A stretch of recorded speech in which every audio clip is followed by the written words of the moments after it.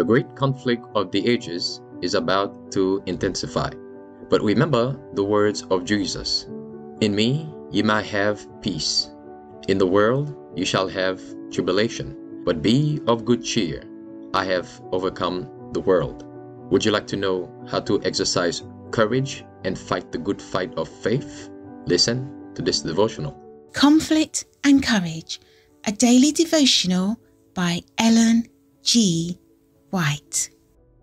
Result of insanity. And the king said, Thou shalt surely die, Ahimelech, thou and all thy father's house. 1 Samuel 22, verse 16.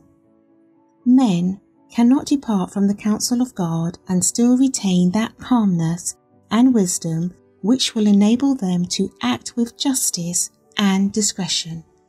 There is no insanity so dreadful, so hopeless as that of following human wisdom unguided by the wisdom of God.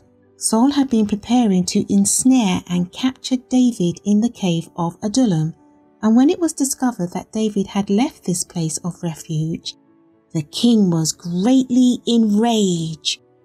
The flight of David was a mystery to Saul. He could account for it only by the belief that there had been traitors in his camp, who had informed the son of Jesse of his proximity and design.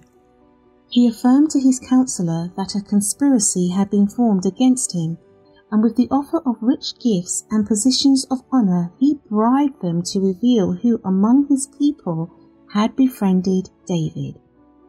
Doeg the Edomite turned informer, moved by ambition and avarice, and by hatred of the priests who had reproved his sins. Doeg reported David's visit to Ahimelech, representing the matter in such a light as to kindle Saul's anger against the man of God.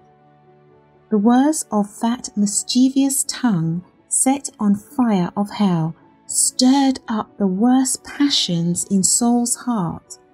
Maddened with rage, he declared that the whole family of the priests should perish, and the terrible decree was executed. Not only Ahimelech, but the members of his father's house were slain at the king's command by the murderous hand of Doeg.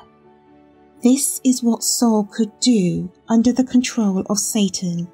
When God had said that the iniquity of the Amalekites was full and had commanded him to destroy them utterly, he thought himself too compassionate to execute the divine sentence, and he spared that which was devoted to destruction. But now, without a command from God, under the guidance of Satan, he could slay the priests of the Lord and bring ruin upon the inhabitants of Nob. Such is the perversity of the human heart that has refused the guidance of God.